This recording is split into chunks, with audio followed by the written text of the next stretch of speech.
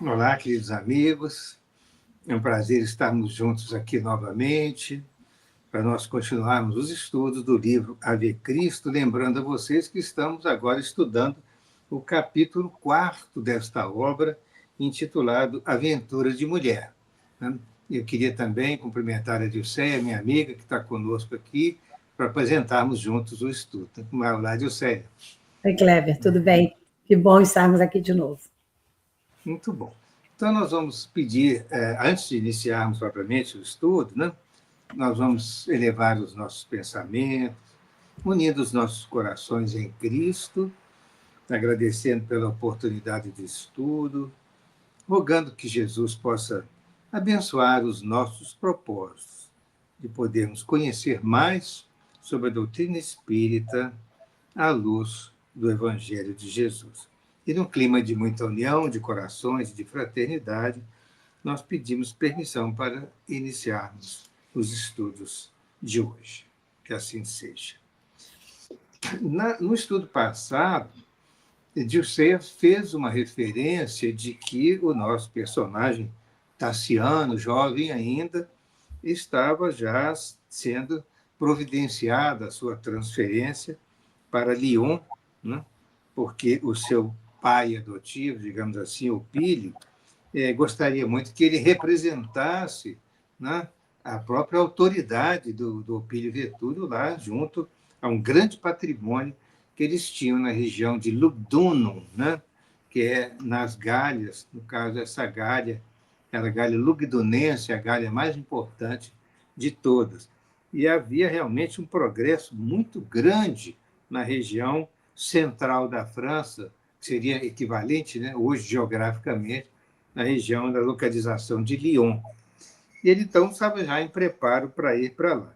Na conversa, no entendimento entre eles, havia uma afinidade muito grande entre eles, Vetúlio sorriu, confortado, e aduziu. Mas não é tudo, quer dizer, não é tudo assim, né? A proposta da transferência dele para Lyon. E fixando nele os olhares, o seu olhar com muita insistência, interrogou: já pensaste em casar, meu filho? E perguntou, Vetúlio perguntou ao Tassiano. O moço riu-se, acanhado, e explicou positivamente: os livros ainda não me permitiram qualquer excursão mental no assunto. É difícil sair da intimidade com Minerva para ouvir qualquer conversação de Afrodite. O tutor achou graça e prosseguiu.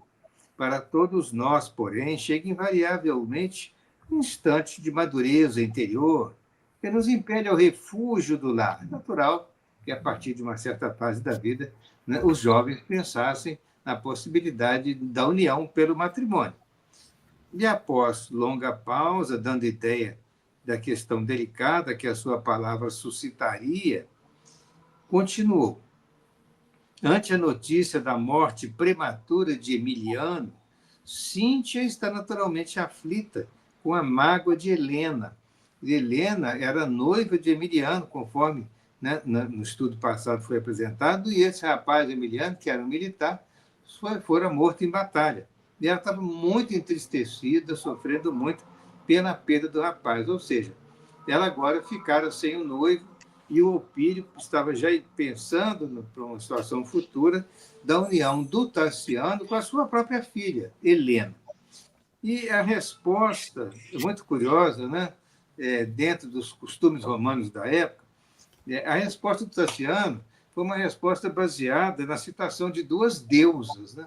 Quer dizer, é difícil me afastar de Minerva para pensar em Afrodite. Eles usavam muito essas colocações a respeito da própria religião, né, romana, em que Minerva, no caso, como disse, já fez referência, ela é a deusa romana da sabedoria e das artes, equivalente à deusa grega de Atena, né? Atena. E Minerva, curiosamente, pela mitologia grega, ela já nasceu adulta e armada. Diretamente, ela nasceu produzida pelo cérebro do seu pai Júpiter. Quer dizer, a mitologia permitia qualquer tipo de situação, né, e de histórias fantásticas que eram inventadas para que as pessoas realmente pudessem até acreditar que essa deusa tivesse nascido do cérebro do seu próprio pai. Mas o fato é que Minerva era a deusa romana da sabedoria e das artes. E, evidentemente, que Tassiano, por ser muito interessado em estudos de história, de filosofia, buscando a sabedoria que era possível ser adquirida na época, ele estava dedicado à deusa Minerva, que era a deusa da sabedoria. Ele não tivera tempo ainda de pensar na deusa grega Afrodite, né, que é a Vênus dos romanos, porque era a deusa do amor, a deusa da paixão, da sensualidade, era o ideal da beleza e do desejo. E muitos temiam sua capacidade de influenciar paixões e o próprio caos, por ser ela a deusa grega, evidentemente, no caso, a Vênus dos romanos. Ele, Tassiano, ainda não tivera tempo de pensar em ligar-se, né, à proteção de Afrodite, né, buscando o matrimônio. Então, essa conversa foi muito interessante colocar dessa maneira, mas o seu pai adotivo, o Pírio, já estava preocupado com o futuro da filha Helena, porque perderam o noivo de uma forma muito dramática, né? E ela estava muito chocada com tudo isso, né? Então, ante a notícia da morte prematura de Emiliano, Cíntia está naturalmente aflita com a mágoa de Helena. E mãe devotada que é, depois de ouvi-la, instou comigo para permitir-lhe um passeio até Salamina, onde Anacleta possui vários parentes. Apolodoro, tio dela, segue para Cipro, quer dizer, Chipre, né? Na quinzena próxima, e tenho a intenção de entregar-lhe as meninas para uma excursão que, a nosso ver, será extremamente proveitosa. Helena descansaria alguns meses das agitações de Roma, refazendo-se para abraçar mais sérios deveres. Como pai, eu, interessado na segurança e no futuro, tenho pensado. Então, por quê? Aconteceu-se, lamentavelmente, a morte do noivo dela em batalha, e então o pai pensando em que pudesse ela sair daquele ambiente tumultuado de Roma para descansar com parentes e amigos, lembrando-nos que eles têm assim, grandes amigos naquela região de Chipre, né? Inclusive porque é essa moça que está assim como se fosse uma governanta dela, né? Estaria também a possibilidade de ir com ela e ficar com ela durante todo esse tempo lá, né? Então, o que estava sendo programado assim, em princípio, né? É que ela pudesse fazer essa viagem longa, ficar aos cuidados dos parentes lá naquela região. E quando ele se refere a Salamina, né? Lembremos que essa moça que ficava com muito amiga de Helena era Anacleta, que era como se fosse uma pajem, uma governanta dela. Ele falou que elas iriam para Salamina e lá eles teriam todo o amparo dos familiares, etc. Nós temos uma questão aqui de explicar sobre Salamina, porque há duas situações. A própria Salamina, geograficamente falando, é uma pequena ilha no sul da Grécia, bem próxima de Atenas, próxima no sul de Pireu, que era o porto antigo lá de Atenas, e era uma ilha pequena, com apenas 92 quilômetros quadrados, 38 mil habitantes na atualidade, e é muito famosa até historicamente pela decisiva batalha naval de Salamina, acontecida na Segunda Guerra Greco-Pérsica, uma batalha naval muito importante que ocorreu entre o ano 479 e 480 a.C. Foi berço de Solon, né, um grande filósofo romano, administrador, legislador romano, um dos sete sábios da Grécia Antiga, e de Eurípedes, um célebre poeta nascido em 485. Isso nós estamos referindo à ilha grega de Salamina, ao sul de Atenas. Agora, essa grande batalha ocorreu sob a liderança do general Temístocles, e os gregos atraíram os persas para um estreito canal marítimo. E aí colocou a frota pérsica em grande armadilha, porque a frota grega, com seus navios mais ágeis, acabou por destruir a marinha persa de Xerxes I, filho de Dario I, impedindo, né, a invasão persa na Grécia. E depois a guerra até continuou para que fosse, né, totalmente resolvida no futuro próximo.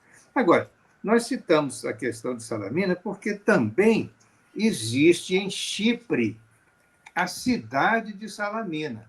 Então, é bem provável que esta referência aqui que está sendo feita de que ela iria para Salamina, seguindo para Cipro, naturalmente o Opílio está aqui referindo-se à cidade de Salamina, porque o Chipre, como o Sérgio já falou no estudo passado, né, é uma grande ilha no Mediterrâneo Oriental, fica ao sul da Ásia Menor, está colonizada, foi colonizada pelos gregos já há muito tempo, em 1500 a.C., os gregos já iniciaram a colonização de Chipre e se tornou um importante centro comercial, cultural, e até Paulo de Tarso, na sua primeira viagem missionária, aportou a ilha pela cidade de Salamina. Coisa muito interessante essa informação.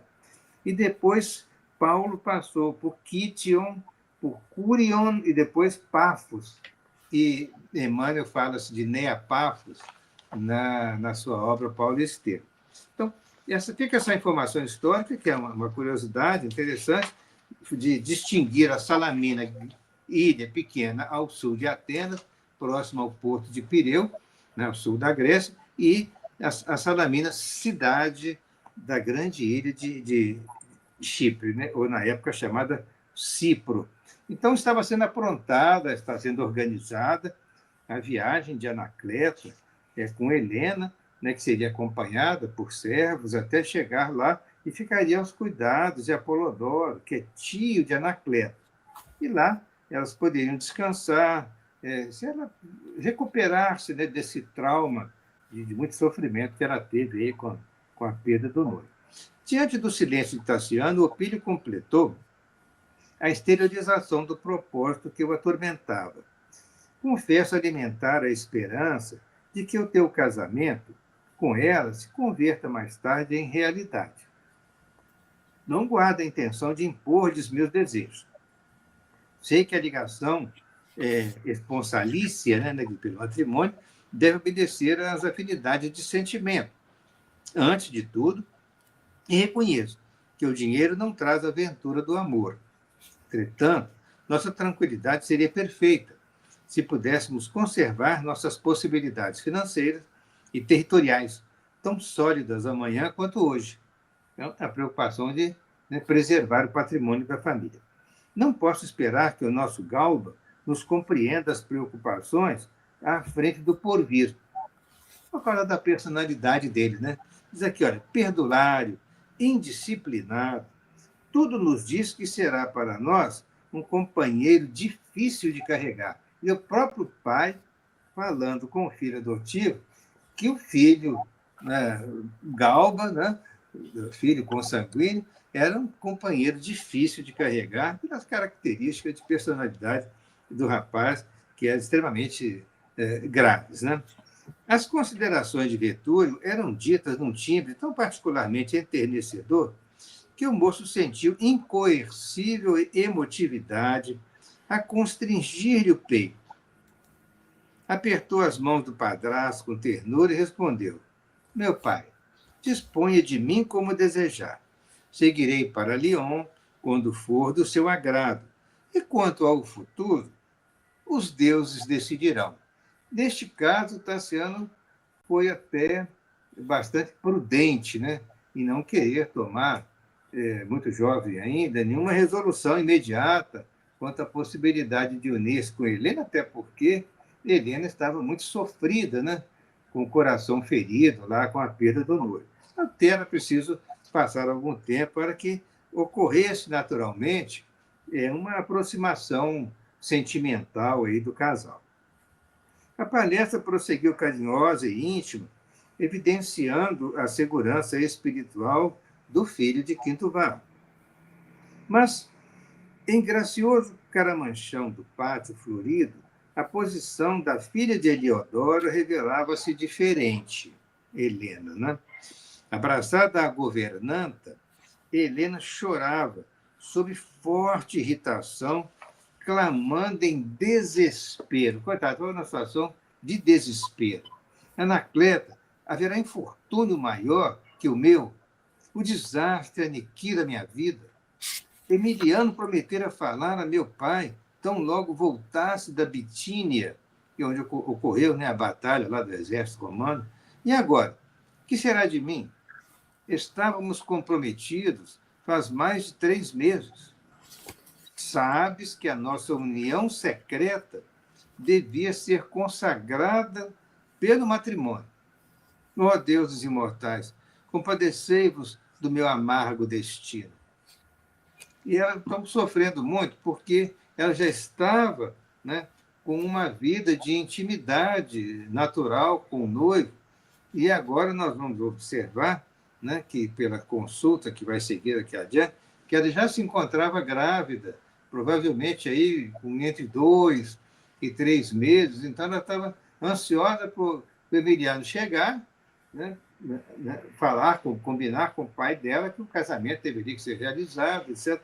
E aí vem essa surpresa, né, dele morrer, e ela, a sociedade romana era muito rígida com esses princípios na época, de não aceitar uma gravidez dessa forma, assim, entre uma moça do patriciado.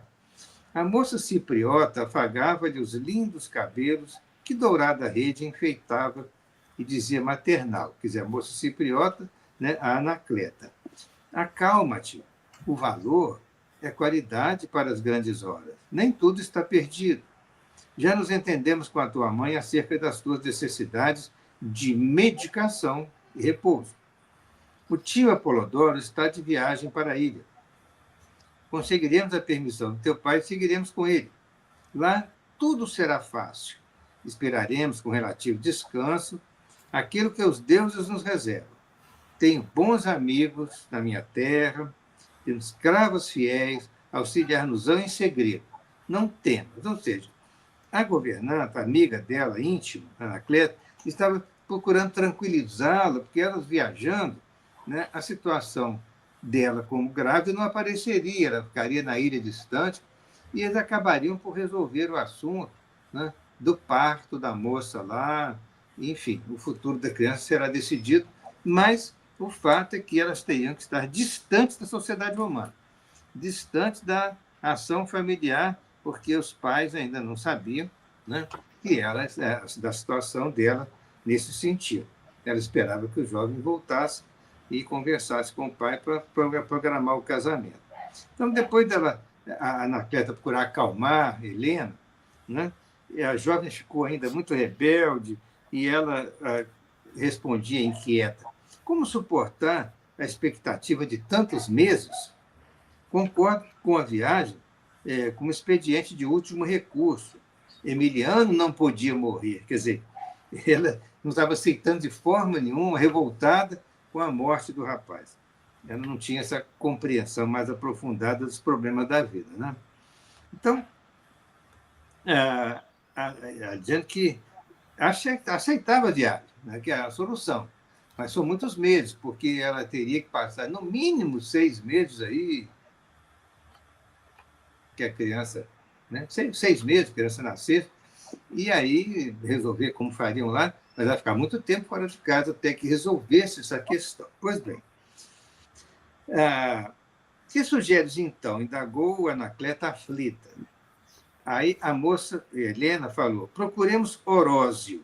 Ele deve conhecer algum remédio que me liberte. Ela já estava pensando em usar algum medicamento que levasse, né, à perda da criança, né, levasse ao abortamento.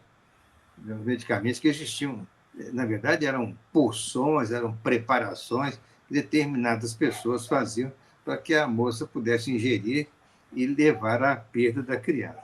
Procuremos Orósio. Aí ele fala assim: o feiticeiro? Sim, ele mesmo. Não posso entregar-me à maternidade com escândalo público. Meu pai nunca me perdoaria. A governanta, que ele conhecia a luta interior, tentou apaziguar-lhe a alma opressa. A menina, porém, a recriminar-se em pranto, só muito tarde se recolheu aos aposentos particulares e não conseguiu a bênção do sono. Ela ficou acordada a noite inteira. Com essa citação do Orósio, que é um feiticeiro, um mago, né, que era muito comum isso na Roma Antiga, é importante nós lembrarmos que nos 3 romances de Emmanuel é uma referência a esses feiticeiros. Aqui há 2000 anos, nós tivemos o Araxes. O Araxes era um mago egípcio que foi procurado por Fúlvia e Aurélia buscando vingança contra Flávio, para afastá-la do esposo Plínio, seu ex-amante, visando recuperá-lo. Então, já houve há 2000 anos, não é o caso de nós detalharmos agora a história, já está nos estudos aí do passado, mas que havia essa questão do mago Araxes. Uns 50 anos depois, a feiticeira de Cumas, chamada Plotina, é procurada por Cláudia Sabina para destruir a vida de Alba Lucínia, separando-a de Ovídio Lúcio. Então, um segundo mago já referido. Agora nós temos, curiosamente, a referência do terceiro mago, feiticeiro, né, Orósio, que residia no Velábaro e que viu, diante da trípode fumegante do incenso, o espírito de Emiliano rogando socorro pela criança dela e Helena. Lembremos de que Velábaro era um vale, um bairro mais pobre, entre os montes Capitolino e Palatino, na Roma, que originalmente era um pântano, foi drenado para a construção da cloaca máxima, que é uma grande obra de drenagem de esgotos de Roma, mas depois tornou-se uma área comercial e industrial, mas era um bairro simples. Nesse bairro simples residia esse feiticeiro Orósio, que agora vamos falar um pouquinho dele aqui. A noite inteira suspirou e chorou atribulada. Embora relutando, Anacleta conduziu-a pela manhã à residência de Orósio, um velho de vil aparência, que se escondia no miserável casebre no Velábaro, encarquilhado entre pilhas de raízes e vasos diversos, transbordantes de tisanas e odor desagradável. As tisanas eram um tipo de infusões. Eles colocavam plantas especiais, ervas, até algum tipo de flor, fazia uma mistura, fervia aquilo tudo e fazia como se fosse um chá, mas uma bebida assim mais forte, mais engrossada um pouco, que era preparada com determinadas finalidades específicas, né? Tisana é exatamente essa infusão.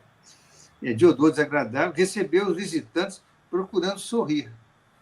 Helena, que se ocultava com o nome suposto, ela não, evidentemente, não deu o nome real dela, e tentou explicar a razão que as trazia. Não era a primeira vez que o procurava, esclareceu atenciosa. Em outra ocasião, já lhe rogara socorro com êxito para certa amiga desamparada. Agora pedia para si mesma.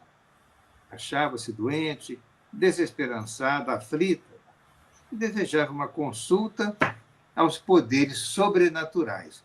De fato, quando fala poderes sobrenaturais, nós fizemos referência a esses magos agora, todos eles eram verdadeiramente médiuns. E eles eram envolvidos pela assistência espiritual de entidades, embora inteligentes, inferiores. E essas entidades, digamos assim, se utilizavam das faculdades desses magos, desses feiticeiros, para realizarem determinados tipos de trabalho, né, inspirando a ação desses magos que acabavam por confiar nesses seres que nos inspiravam, que de certa forma, que os envolviam, dominando a sua faculdade e orientando este ou aquela situação, esta ou aquela solução. Isso era muito comum e eles eram médios, às vezes videntes, eles viam, ouviam às vezes, e eles tinham uma noção muito aprofundada quando o consulente ia lá, ele desenvolvia uma informação bem clara e bem específica, e verdadeira mesmo, sobre o caso que a pessoa levou. Então, era muito frequente que eles respondessem com precisão às consultas, embora muitas vezes eles tentassem desviar a pessoa de tomar uma atitude criminosa. A maioria das vezes não eram bem-sucedidos. Então, sobre essa situação da consulta, nós vamos passar a palavra para a Dilcé agora, que ela possa dar continuidade, então. Sim. Então, as duas estavam frente ao mago, né? Ele recolheu cuidadosamente as moedas que a moça lhe oferecia, por remuneração antecipada, e sentou-se à frente de uma trípode, sobre a qual uma concha simbólica deixava escapar balsamizantes espirais de incenso. Essa trípode é também citada nos nos outros livros de Emmanuel, né? Era uma mesinha que tinha uma parte central, que era um pé, e que tinha 3 partes que apoiavam no chão, por isso que era chamada trípode. Muitas vezes era chamada também de pé de galo, porque é como se fosse um pezinho com os 3 pezinhos de galo. E era muito utilizada pelas feiticeiras, pelos magos, porque ali, nessa trípode, que eles realizavam as suas consultas, colocavam os incensos, e, às vezes, bolas, como se fosse de cristais, etc. Ali tinha especiarias, tinha oferendas, tudo eles colocavam ali. Tudo a troca de dinheiro, lógico. Era o médium que trabalhavam por dinheiro, né? Era mesmo, fazia parte também essas mesinhas do mobiliário doméstico. Em casa, as pessoas tinham aquilo, mesmo que não fosse só para oferendas que ali se realizavam aos deuses e que não era ligada a essas magias que ali a gente estava vendo. Aí Orósio repetiu algumas fórmulas no idioma desconhecido para elas.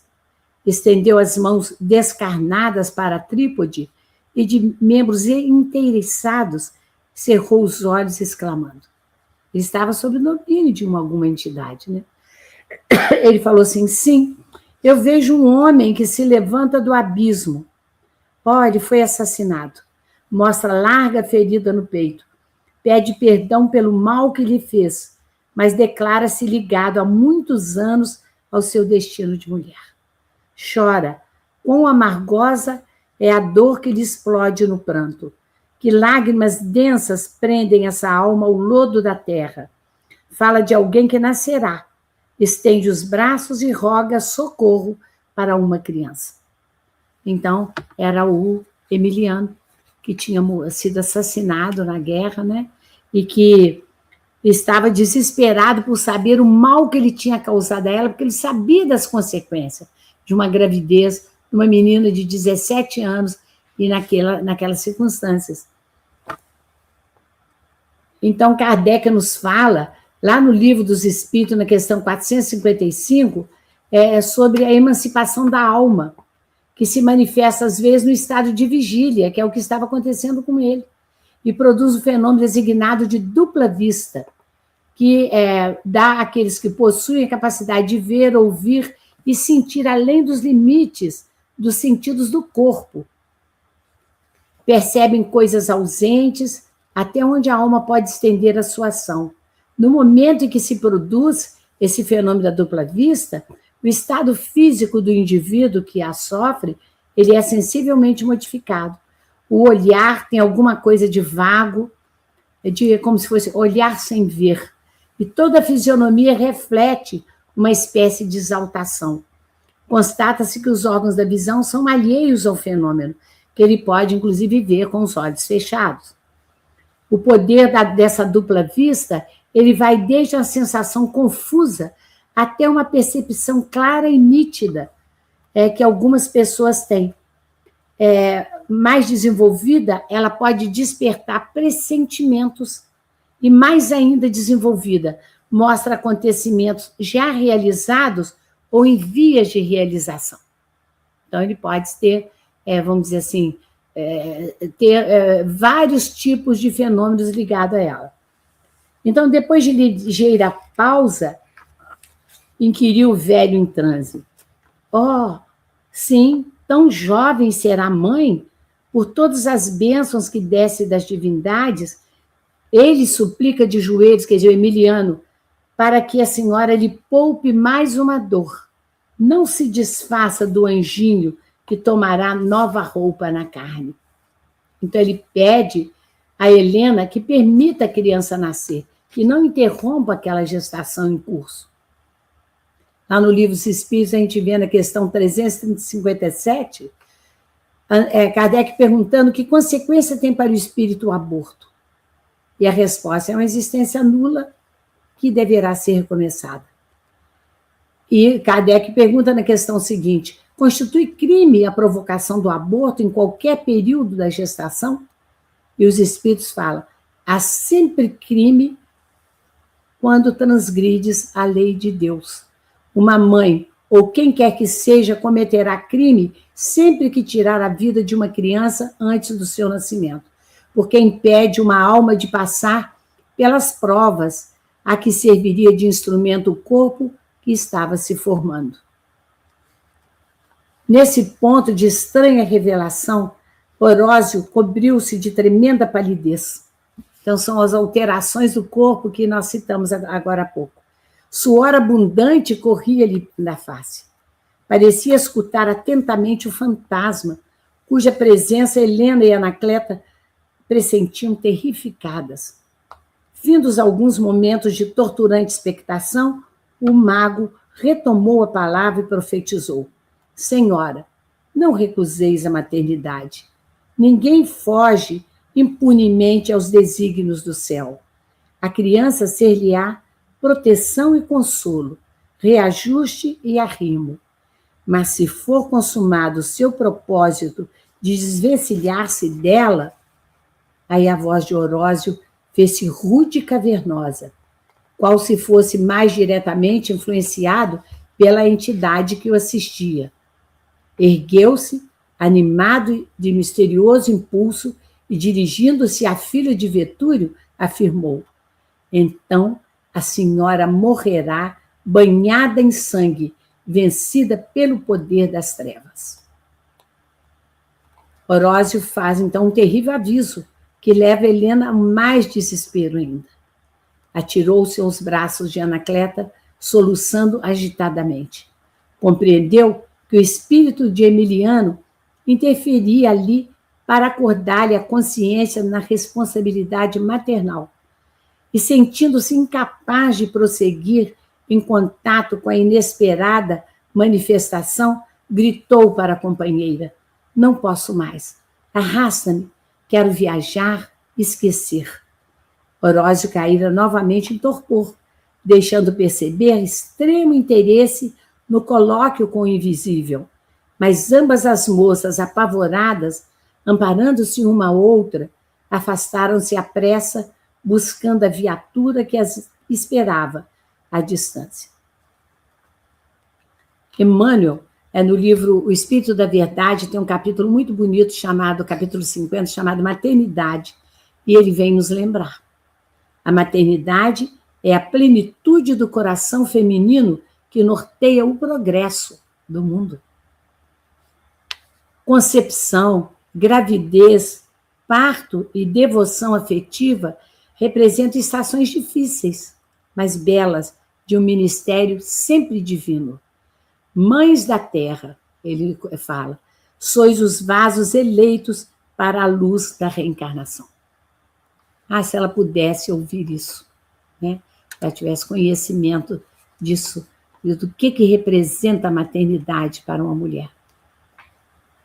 Helena, em vez de encontrar remédio que a libertasse do compromisso assumido, foi colhida ainda por maior aflição, porque ela não encontrou em Orósio, né, o conselho para ela se desvencilhar da criança, pelo contrário, ele veio trazer ainda informação de que algo terrível aconteceria a ela se ela mantivesse seu intento.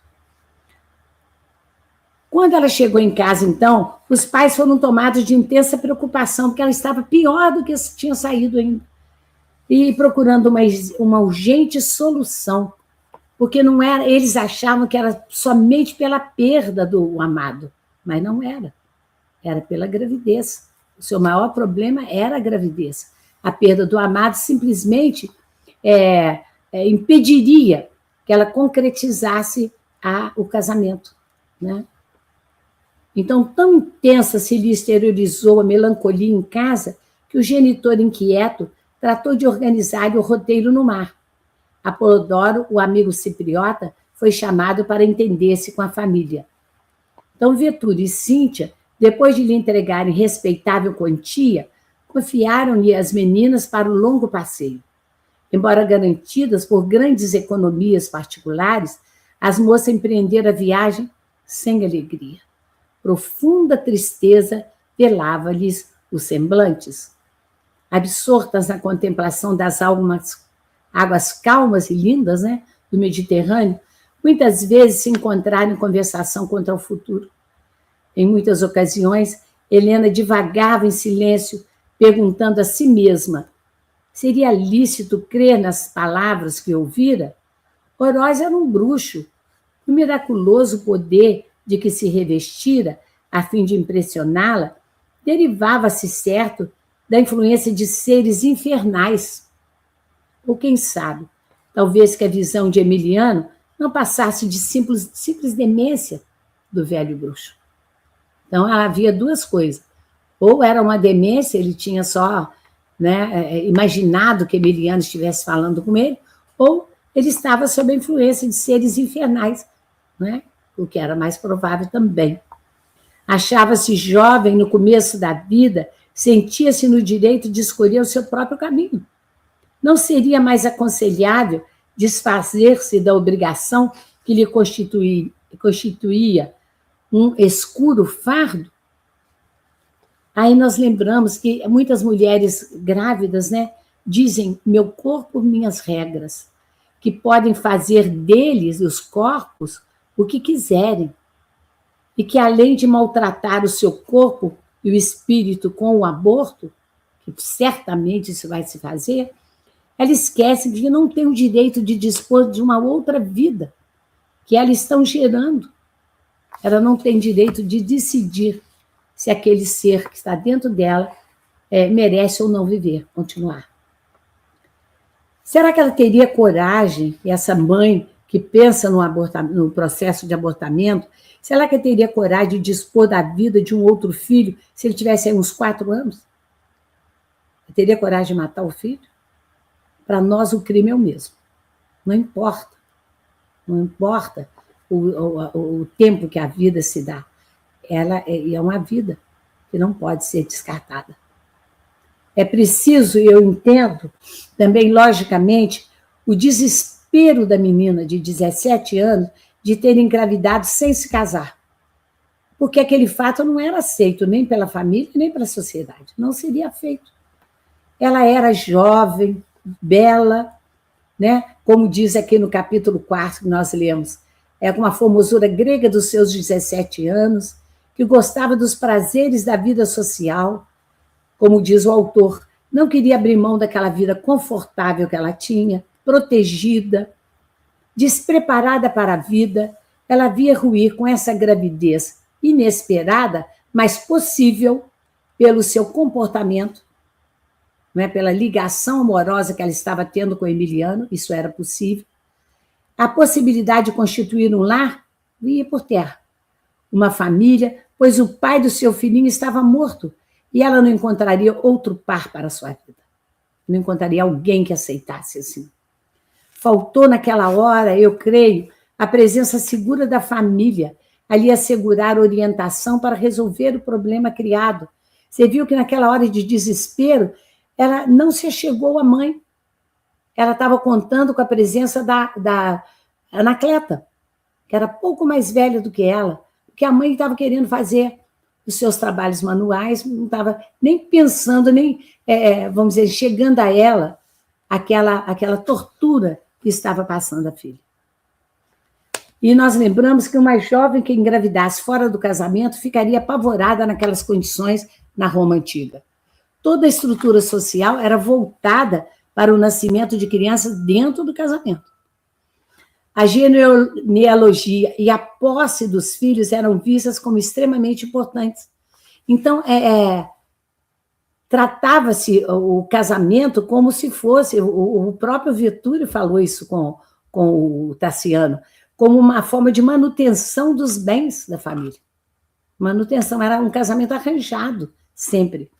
Então, a genealogia era importante, para você saber a quem ia manter, com quem você ia manter a fortuna da família.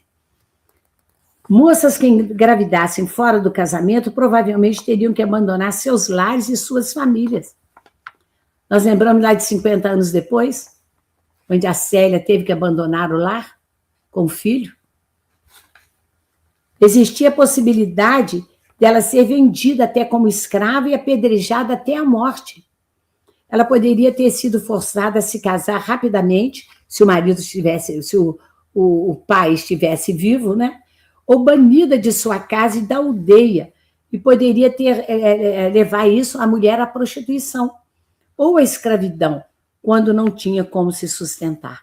Nós lembramos no caso de Célia, que moralmente era muito elevada, ela procurou, na verdade, um monastério, onde ela passou a viver como um frade, né, do sexo masculino, para manter o seu filhinho, que depois veio a falecer também.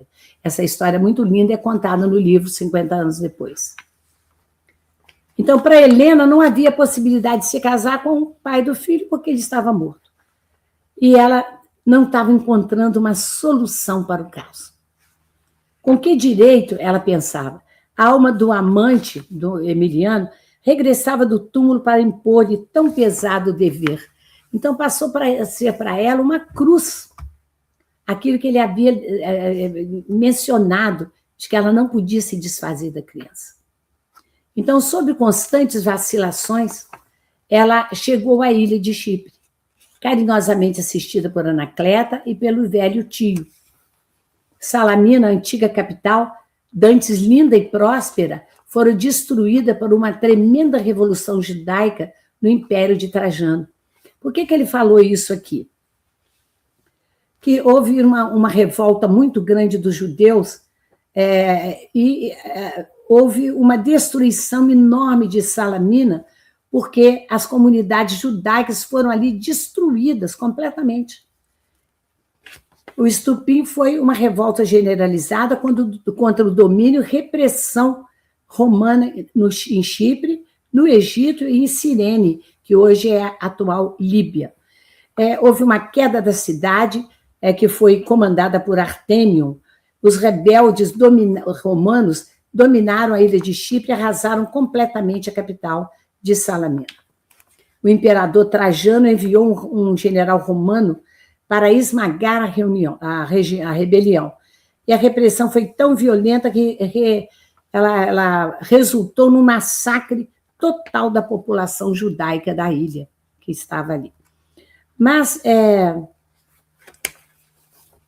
o que aconteceu é que houve um êxodo da população que não foi dizimada, e que era lento e progressivo, e que se formaram diversas aldeias e fazendas nos arredores da cidade, que entrou em decadência total, porque foi destruída. E num desses burgos pequeninos, Apolodoro, que era o tio da moça, da Anacleta, ele construiu o chamado ninho doméstico dele. Ele conseguiu construir um lar. E ela foi recebida com inequívocas provas de respeito e de estima. E, invariavelmente amparada por Anacleta, adquiriu os serviços de encanecida de uma velha escrava nubiana, daquela região da Núbia, que se chamava Balbina, a quem ela prometeu libertação e retorno à pátria dela, logo que ela se visse desobrigada do tratamento de saúde a que se propunha submeter. Então, ela não falou que estava grávida com a Balbina, falou que ela estava ali para fazer um tratamento de saúde. E Balbina era de Núbia, uma civilização antiga, conhecida por vastas minas de ouro, de marfim e de ébano, que foi um ponto importante de um elo comercial entre a África e o Mediterrâneo. E contra todos os protestos afetuosos do anfitrião, ela alugou uma vila confortável, em pleno campo, alegando a necessidade de ar puro e absoluto descanso. Absoluto descanso. Na verdade, ela queria ficar à parte daquele pessoal conhecido, porque eles não sabiam que ela estava grávida. Só quem sabia da gravidez era a Anacleta.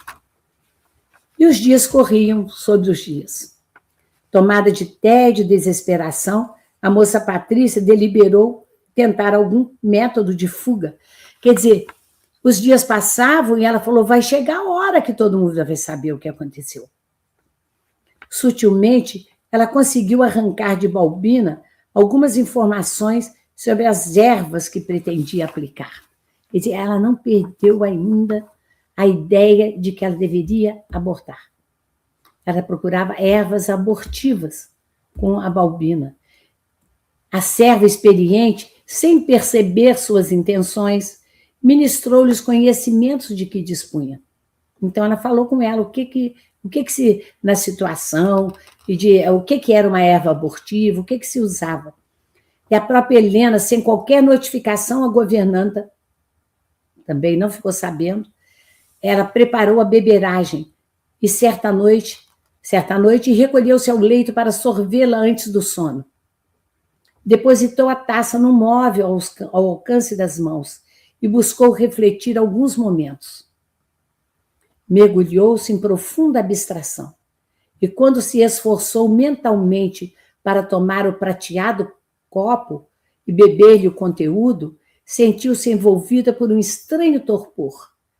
Consciente, embora, como quem sonhava desperta, ela viu Emiliano pálido e abatido junto dela. Novamente ele. Colocava a destra sobre o tórax ferido, como na visão de Orósio, que Orósio tinha tido. E dirigindo-lhe a palavra, falou triste: Helena, perdoa e compadece-te de mim. Novamente ele pedia perdão a ela por deixá-la naquela situação difícil, por tê-la colocado grávida e sem poder lhe dar assistência. Ele estava novamente protegendo aquele anjinho que estava sendo gerado, sabendo da importância daquela gestação chegar a seu termo. E novamente nós lembramos Emmanuel, lá no Espírito da Verdade, naquele capítulo que citamos, Maternidade, quando ele fala o seguinte: por maiores se façam suplícios impostos à vossa frente, não recuseis o vosso augusto dever, nem susteis o hálito do filhinho nascente, que é uma esperança do céu a despontar-vos do peito. Não surge o berço de vosso coração por acaso. Ou seja, incentivando a toda mãe, a toda futura mãe, que mantivesse a gestação do filho, que não é por acaso que ela estava gerando aquela criança. E assim termina o nosso capítulo de hoje. Com essa dificuldade enorme que se encontra a Helena, que é uma jovem que não foi criada para isso, de enfrentar essa gravidez, que é realmente difícil para ela. Vamos ver como é que vai se comportar. Som.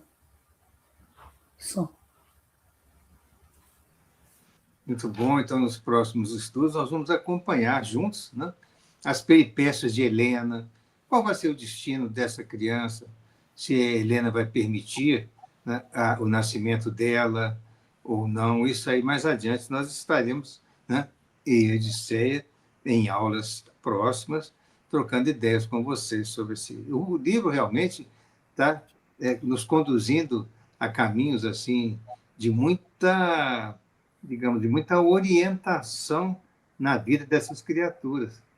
É interessante nós imaginarmos que o mago, um feiticeiro, né, envolvido pelo espírito de Emiliano, protege a vida da criança e não aceita que, né, a sua consulente busque a morte da criança com medicamentos, beberagens, coisas assim. Muito interessante, né, essa questão moral que alguns feiticeiros, né, eram naturalmente influenciados pelo mundo espiritual na preservação da vida.